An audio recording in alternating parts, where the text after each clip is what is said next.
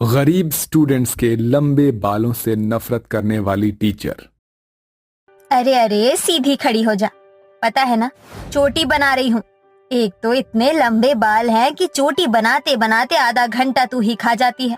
सुलझाने से लेकर तेल लगाना, चोटी करना। आह माँ, आहिस्ता जरा, बालों में दर्द होता है। मैं यहीं तो खड़ी हूँ। अच्छा ठीक है, आराम से ही कर रही हूँ। थु थु थु थु थु। नजर न लगे मेरी बच्ची के लंबे बालों को। सलोनी तैयार होकर स्कूल के लिए चली जाती है। इतने में उसके लंबे बाल देखकर पड़ोसन शिखा कौशल्या से कहती है, अरे अरे कौशल्या, अब तो बता दे, तेरी बेटी के लंबे बालों का राज क्या है? अरे क्या है तेरे को शिखा, जब देखो मेरी बेटी को देखकर उसके लंबे बालों की बात करती रहती है। तू अच्छे से अपनी बेटी के बालों पर ध्यान देगी तो खुद लंबे हो जाएंगे। सलोनी के शुरू से ही बाल अच्छे रहे हैं। अच्छा अच्छा, चल ठीक है। शिखा चली जाती है। वहीं स्कूल में सब सलोनी के लंबे बालों को देखकर उसकी तारीफ करते हैं, तो कुछ लोग उसका मजाक उड़ाते हैं। ओए देखो तो, नागिन जैसे बालों वाली सलोनी आ गई। अरे सलोनी, तेरे बाल इतने लंबे लंबे कैसे हैं? क्या लगाती है तू अपने बालों में? हमारे तो बाल नहीं बढ़ते, इतना ख्याल रखने पर भी। मुझे नहीं पता इनका। मैं छोटी थी तब से ही मेरे बाल ऐसे हैं, माँ बताती है। तभी राजू उसकी चोटी खींचने लगता है। ओए, इसके बाल इतने लंबे मोटे हैं, क्यों ना इससे ही रस्सी खींचने वाली गेम खेलते हैं, इसकी चोटी से। हाँ हाँ, बहुत मजा आएगा। अरे छोड़ो छोड़ो मेरे बालों को, मुझे बहुत दर्द हो रहा है। मेरी चोटी क्यों खींच रहे हो? मैम, मैं शिकायत कर दूंगी। अच्छा जी। तभी क्लास में उनकी टीचर शोभा आ जाती है। क्या हो रहा है ये सब? सुबह सुबह कौवा खाकर आते हो क्या, जो इतना चिल्ला रहे हो? सीट पर क्यों नहीं हो अपनी?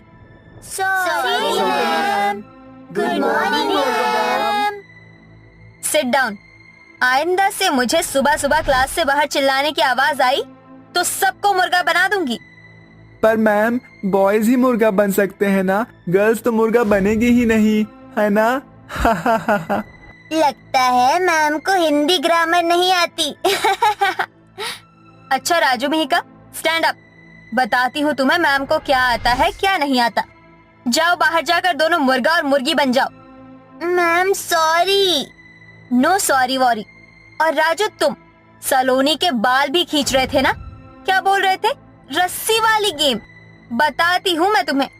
Get out from my class. दोनों बच्चे क्लास के बाहर जाकर मुर्गा बन जाते हैं। फिर शोभा सबकी अटेंडेंस लेकर कॉपी चेक करती है तो सलोनी को बुलाती है। ये क्या डायग्राम बनाया है तुमने? इंग्लिश की कॉपी में साइंस का काम क्यों? तुमने मुझे इतना बेवकूफ समझा है कि मैं इस कॉपी को चेक भी कर दूंगी? नहीं नहीं मैम, वो कॉपी खत्म हो गई थी, इसीलिए इसी कॉपी के पन्ने पर काम कर लिया। मैं कल नई कॉपी ले आऊंगी। ठीक है ठीक है, इतना डर क्यों रही हो?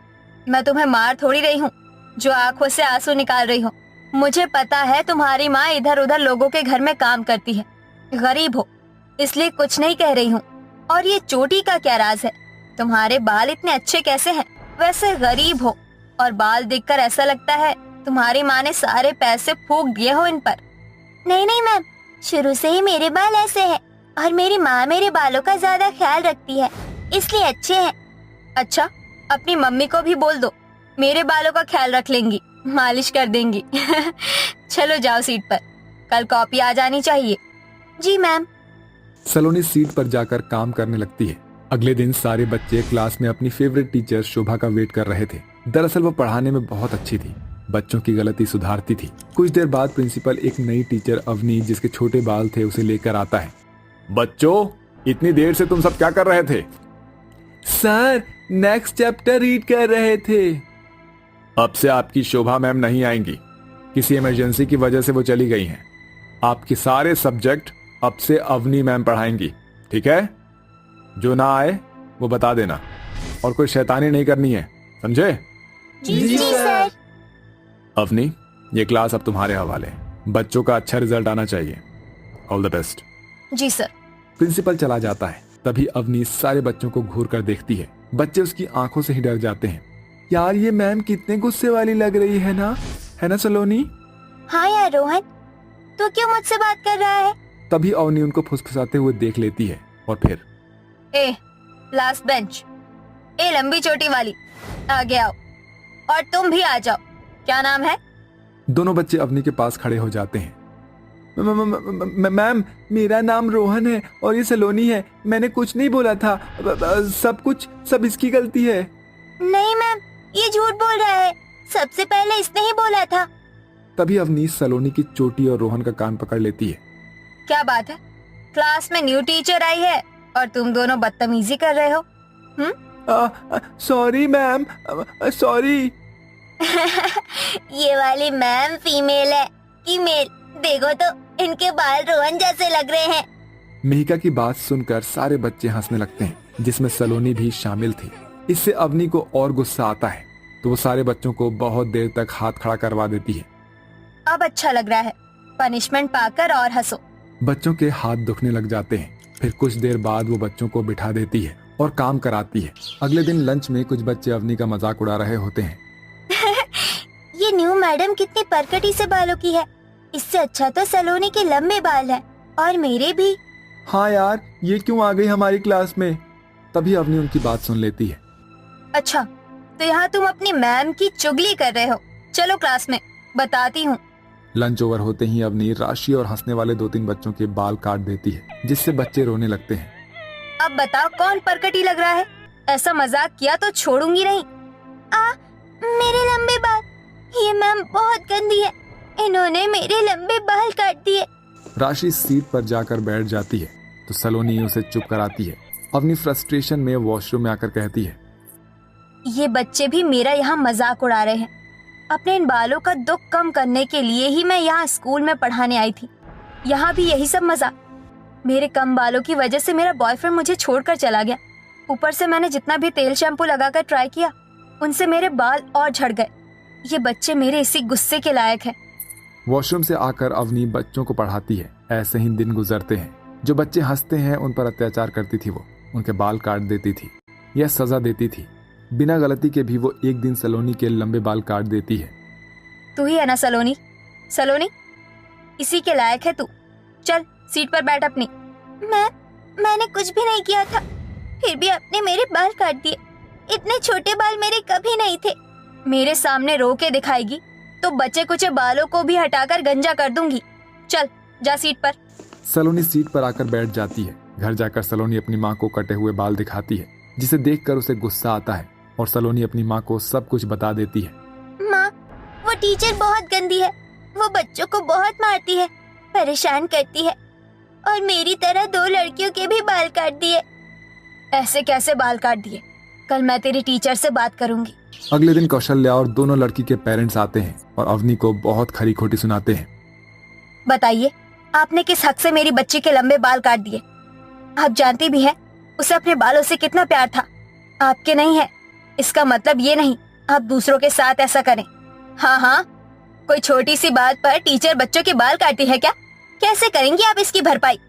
मानती हूँ मुझे बाल नहीं काटने चाहिए थे, लेकिन बच्चों के मजाक सुनकर मुझसे बर्दाश्त नहीं हुआ।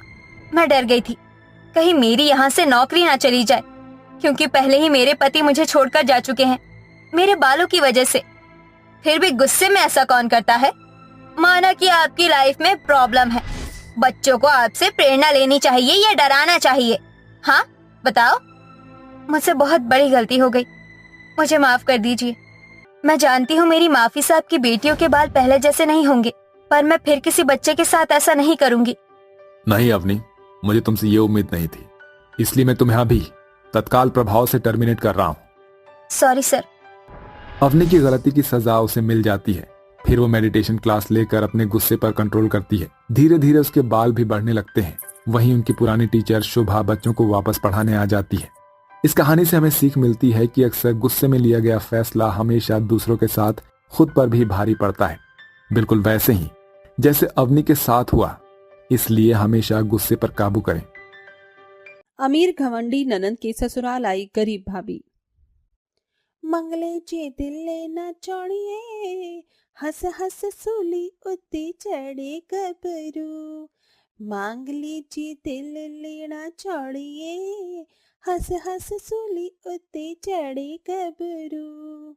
दिल तेनू दी दिता मैं ता सोनिया, जान तेरी कदमा ची रख होई है। OMG, just looking like a wow. Mini, तुम्हें कोई हक नहीं बनता इतनी सुंदर देखने का। बट मैं इतनी सुंदर हूँ, मैं क्या करूँ? मिनी शीशे के आगे बैठी हुई मेकअप करते हुए अपनी तारीफ कर रही होती है। इतने में उसकी भाभी बबीता झाड़ू लेकर कमरे में आती है और पंखा बंद करके झाड़ू लगाने लगती है। तभी गुस्से में मिनी झाड़ कर बोलती है, अरे ओ मेरी करीब भाभी, अंधी हो गई हो क्या? तुम्हें दिखाई नहीं देता मैं यहाँ मेकअप कर रही हूँ, फिर भी पंखा बंद कर दिया। माफ करना मिनी दीदी, मैंने ध्यान नहीं दिया। मैं देख रही हूँ आजकल तुम्हारा ध्यान न किसी भी काम में लग रहा है और न ही तुम्हारा ध्यान यहाँ रहता है। कहाँ रहता है तुम्हारा ध्यान आजकल? मम्मी ने तुम जैसे 2 कौड़े की गरीब को मेरी भाभी बना दिया, वरना तुम्हारी तो औकात भी नहीं थी इस घर की बहू बनने की। मिनी अपनी गरीब भाभी पर खुद के अमीर होने का घमंड दिखाती है, जिस वजह से बबीता की आंखों से झरझर आंसू गिरने लगते हैं और वो रोते हुए किचन में आकर बर्तन मांजने लगती है। क्यों भगवान, क्या मैं इतनी बुरी भाभी हूँ जो मेरी मुझे देखना भी पसंद नहीं करती? काश कि मैं उसे दिखा पाती कि मेरे दिल में उसके लिए क्या जगह है। बबीता जल्दी से नाश्ता बना दो, आज मुझे ऑफिस जल्दी निकलना है। क्या बात है, तुम इतनी उदास क्यों हो? अगर मैंने संदीप जी को बता दिया तो कहीं मेरी वजह से दोनों भाई बहन के रिश्ते न बिगड़ जाएं। इससे अच्छा मेरा चुप रहना है। बबीता संदीप को कुछ नहीं बताती। ऐसे ही दिन बीतता है और अब मालिनी मिनी की शादी के लिए रिश्ता देखने लगती है। बहू, कल तेरी ननद को देखने रिश्ते वाले आ रहे हैं, उसे अच्छे से तैयार कर देना। जी माँ जी, मैं मिनी दीदी को एकदम अच्छे से तैयार करूंगी, रिश्ते वाले भी उन्हें देखते रह जाएंगे। तभी घमंड से मिनी अपनी गरीब भाभी को देखकर कहती है, ओहो, तुम करोगे मुझे तैयार? मेकअप का बेस भी नहीं पता होगा। बस जब देखो सस्ती सी 10-5 रुपए वाली फेयर लवली पोत लेती हूँ। यू नो व्हाट भाभी, तुम ये 5-10 रुपए की चीज ही डिजर्व करती हो, गरीब घर से जो हो। मिनी, ये क्या तरीका है अपनी भाभी से बात करने का? ओ प्लीज मम्मी, आप तो कुछ बोलिए ही मत। अगले दिन मिनी को देखने वाले आते हैं और रिश्ता पक्का हो जाता है। थोड़े दिन में हल्दी मेहंदी लगना भी शुरू हो जाती है और बड़े ही धूमधाम से मिनी की शादी हो जाती है। अच्छा मम्मी, मैं चलती हूँ। भैया, आई मिस्ड यू। मुझे भी तेरी बड़ी याद आएगी मेरी बहन। समधन जी, संदीप बेटा, आप सभी मिनी की चिंता मत कीजिए, बहू नहीं बेटी लेकर जा रही हूँ। फिर जैसे ही बबीता अपनी ननद को गले लगाने के लिए आगे बढ़ती है, मिनी गाड़ी में बैठ जाती है। तभी सुजाता कहती है, मालिनी, आपसे एक गुजारिश है, वक्त निकाल कर हमारे घर कभी आइएगा, साथ बैठकर बातें करेंगे, घूमना फिरना होगा। जी समधन जी, हम सभी जरूर आएंगे। इसी तरह से वक्त बीतता है और मालिनी अपनी बहू और बेटे के साथ अपनी बेटी के ससुराल आती है। आइए आइए समधन जी, आप लोगों को यहाँ देखकर बड़ी खुशी हुई।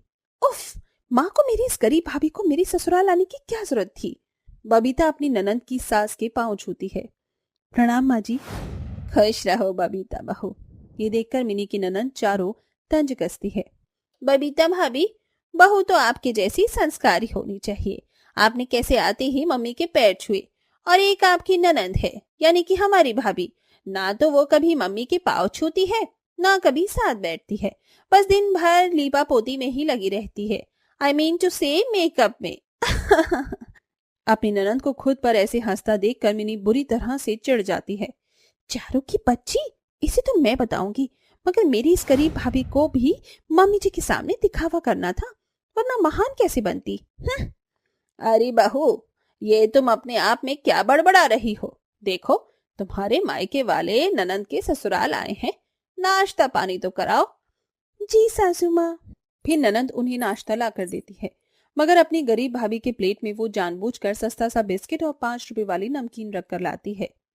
अरे बहू, ये तुम अपनी भाभी के नाश्ते में क्या लाई हो? वो क्या है ना सासू माँ, गरीब घर की है वो, इसलिए उन्हें हमेशा से सस्ती नमकीन बिस्कुट की आदत रही होगी, तो महंगा नाश्ता हजम नहीं होगा। ननद जी ठीक कह रही है माँ जी। बबीता एक पल में ही समझ जाती है कि उसकी अमीर नंद उसे नीचा दिखा रही है। फिर भी वो बबीता मुस्कुराकर अपनी ननद की तरफ देखती है तो वो मुंह बना लेती है। लगता है मिनी दीदी अकेले थक गई हैं। मिनी, तो बबीता भाभी अपनी नंद ससुराल में आई हैं, तो बताओ क्या बनाओगी खाने में? प्रतीक, मैंने कोई 5 स्टार होटल नहीं खोला है और ना ये कहीं भी स्पेशल आ रही हैं। छोले पड़े हुए हैं, मैं चावल बना दूंगी, सब खा लेंगे। अरे बहू, ये तुम कैसी बातें कर रही हो? तुम्हारी माँ, भाभी, भैया पहली बार हमारे घर आए हैं और तुम उन्हें बासा खाना खिलाओगी? जाकर पूरी, कचौड़ी और ताजे छोले बना लो। माँ जी, मैं मेरी दीदी की मदद करा देती हूँ। वैसे भी बैठी बैठी क्या कर रही हूँ? बबीता अपनी ननद के साथ किचन में आ जाती है, जहाँ मिनी उसे बहुत सुनाती है। मेरी करीब भाभी, आखिर तुम साबित क्या करना चाहती हो कि तुम कितनी महान हो? हाँ, तुम्हें तो बड़ा मजा आ रहा होगा ना अपनी ननद को उसके ससुराल वालों के सामने नीचा दिखाकर। ऐसा नहीं है मेरी दीदी, मैं तो बस। इतने में मालिनी भी वहां आ जाती है। अरे क्या हुआ मेरी बेटी, क्यों बेचारी बहू को सुना रही है? माँ, किसने कहा था आपको मेरी गरीब भाभी को मेरे ससुराल लाने को? आप और भैया आ जाते। अरे समधन जी, कहाँ रह गई आप? जी आई। मिनी, बबीता तुम्हारी भाभी है। अपने मायके में तो तुमने इस बेचारी की इज्जत कभी भी नहीं की, कम से कम अपने ससुराल वालों के सामने तो थोड़ी इज्जत रख लो। ये बोलकर मालिनी बाहर चली जाती है। तभी मिनी कहती है, अब खड़ी क्या हो? बर्तन मांजो और खाना भी बनाओ। तुम तो मुफ्त की रोटियां तोड़कर अपने ससुराल चली जाओगी, मगर मेरी सासू माँ मुझे ताने देकर खा जाएंगी। वैसे भी किसी का खाओ तो उसका कर भी देना चाहिए। ये सुनकर बबीता सारे गंदे बर्तन मांज कर सभी के लिए खाना भी बनाती है और मिनी कहती है, तौबा तेरा चलवा, तौबा तेरा प्यार, तेरा इमोशनल अत्याचार। गुड जॉब मिनी, क्या इमोशनल ब्लैकमेल किया तुमने अपनी भाभी को, सारा काम करने से बच गई। अरे बहू, खाना बन गया हो तो लगा दो। जी जी मम्मी जी लाई। मिनी अपनी भाभी का बनाया हुआ खाना टेबल पर लगा देती है, जिसे खाकर सभी खूब तारीफ करते हैं।